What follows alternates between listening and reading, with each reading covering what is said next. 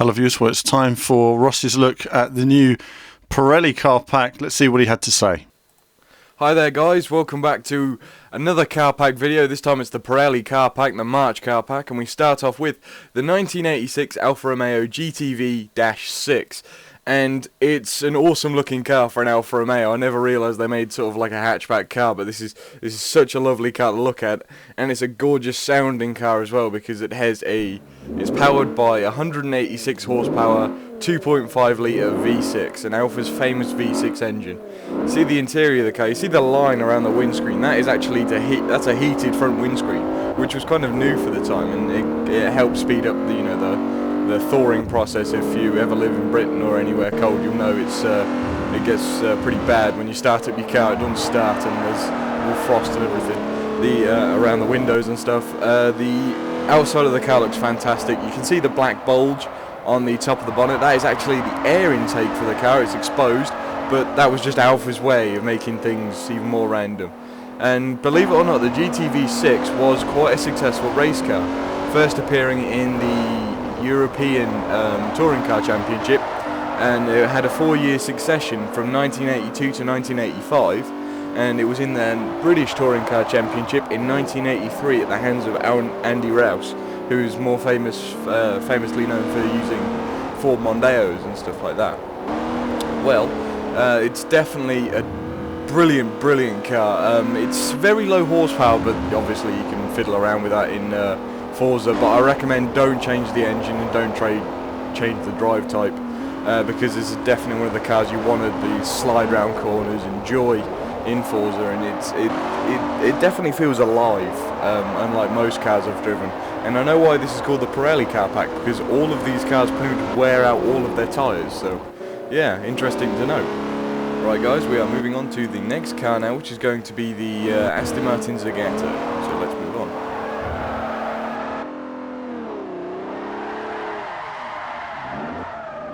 Right guys, here's our next car. It's the 2011 Aston Martin V12 Zagato Villa d'Este. This car was built for the 50th year partnership with Zagato and Aston Martin, so that's quite nice. Or Zagato, or whatever you want to call them. I pronounce things wrong, I'm sorry. This car is powered by a 510 horsepower 6 litre V12 engine. And as I look around the interior, it's quite odd. They've got a roll cage, but they've left all the air conditioning and the leather heated seats and the leather steering wheel and the original tyres, which I thought added a lot of weight for a race car. And then you go around the outside and you think it's a purpose-built race car. It's brilliant. They did actually make 150 road-going versions of these, but with a 120 litre fuel tank in them. So you could see people standing there, especially at I think it's £1.50 a litre or £1.45 a litre, filling it up for about a month and a half, going in and pay, come back and filling it up again, and that would only last you about 10 yards maybe. But this car is fantastic to drive. It's right on the edge of being good and bad, because it's bad because it has less traction than you actually think in this car, because you go into a corner, you expect to put about half throttle, 3/4 of throttle on, and you'd expect it to kind of grip, but in this it's more like half or a quarter throttle going through a corner. When you see a straight, put your foot down and it'll blast away with that lovely V12 soundtrack. So it's one of these cars that you really want to drive, but you want to be careful of going through turns, especially when you're doing online races with some professional drivers, not the noobs that you run into often want to crash you off the track. But I like this car because it means gone are the days of old Aston Martins being stupid, heavy, pathetic, useless pieces of machinery. Now they are fully purpose-built Grand Tourers and race cars, and I like this future of Aston Martin. I want to see more of these cars. But other than that guys, let's move on to our next review, and see you then.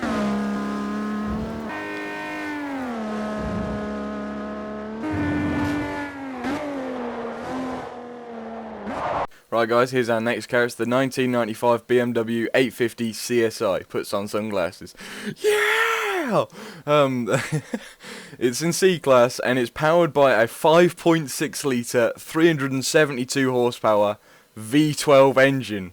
A V12 engine in a BMW. Oh my god.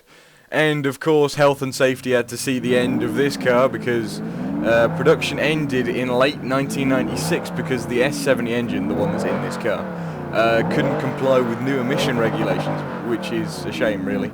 but you can still buy them. So, you know, look through the Auto Trader ads or something. The interior of the car is quite boring for BMW standards. Lots of black and grey leather. It's not a really, you know, interesting interior, but the dials are very clear and precise, as German engineering would suffice.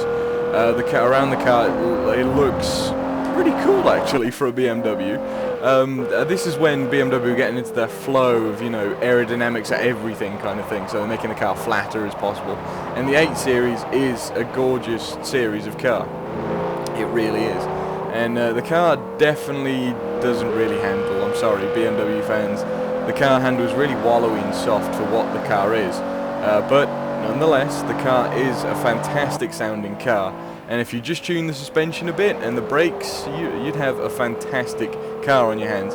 And a V12 engine car in C-Class. I think Maserati have a straight 6 in that old car. I thought it was a V12. But this is the only car, I may be corrected on this, that has a V12 engine in C-Class.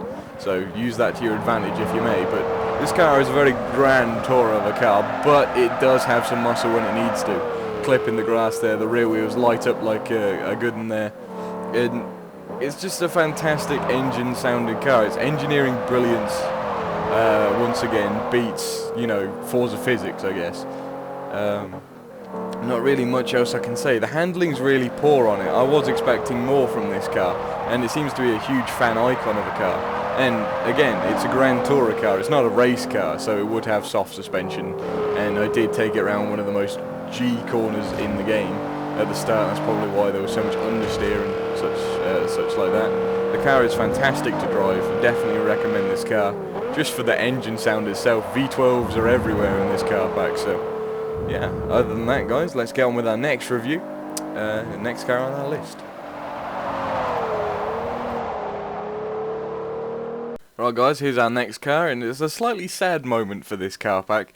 This is the 1969 Chevrolet Corvair Monza, powered by a 2.7 litre flat 6 engine. And that is an awesome number for a car. And this flat 6 engine sounds so fantastic. It's obviously a carburetor engine, but it is fantastically sounding. And I wish this car wasn't you know, ended in 1969, because this is a fantastic sounding car. The only problem with this car was I think it had some unsafe at any speed. This book pretty much killed the car for some reason.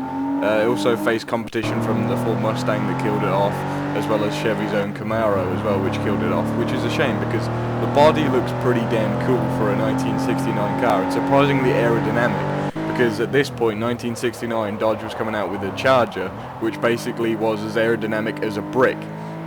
And it also had some handling problems with the rear axle. I don't know what that was on about, because this car handles fantastically in the game. The only downside of this car is that the power is not there. You go through the 4-speed synchromesh gearbox and you're in 4th, and you're going up the slightest incline, doesn't matter what incline it is, and it loses speed. You're like, come on, faster, for the love of God.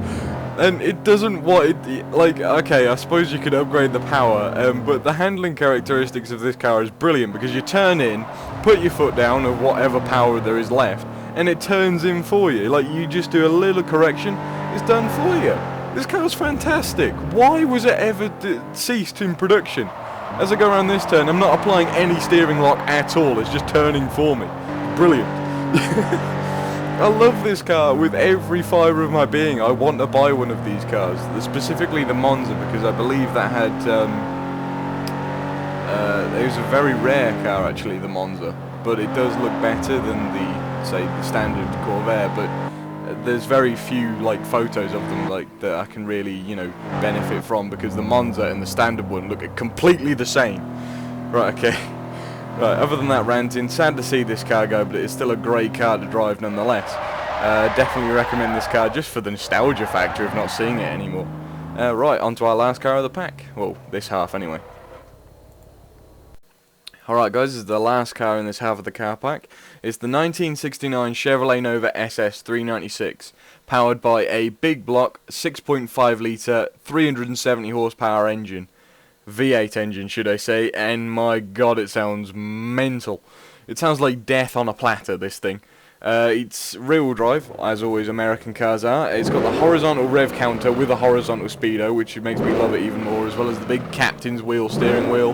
Very clear around, all around the windows and stuff like that, as all big American cars are. And it just sounds absolutely fantastic. The Corvair sounded lovely and innocent. This sounds like Satan coming down your chimney on Christmas time or something like that. I don't know. But I know why this is called the Pirelli car pack now, because this car loves going sideways. Definitely loves going sideways. Try and turn normally into a corner, like brake down through the gears for the corner. Turn in, nothing understeer. You have to literally turn it with the rear wheels. You have to put your power down, drift it kind of through the turns, otherwise you'll just get masses upon masses of understeer. It's not nice to have in a big car like this, but it's definitely fun to try and steer it with the rear wheels. Having just driven the Corvair that had very little horsepower to something that has massive amount of horsepower and no rear wheel grip is quite scary, but it is really fun at the same time. Definitely a laugh. This is one of the many muscle cars that I enjoy driving, and I can guarantee it's going to be on the drag leaderboards very, very soon. But just driving this car at this kind of rate of speed is insane. It's fun to do. I definitely recommend this car for any kind of hooliganism that you'd rather do any other day, to be fair. But other than that, guys, this is the last review of the car pack. I rather enjoyed this first half, and I will keep enjoying through the second half as well. Please leave a comment, give us any feedback that you might want, and give us any thoughts and opinions on this video. As always, this has been Ross, or VVV Cousin. Take care. Enjoy the rest of your day.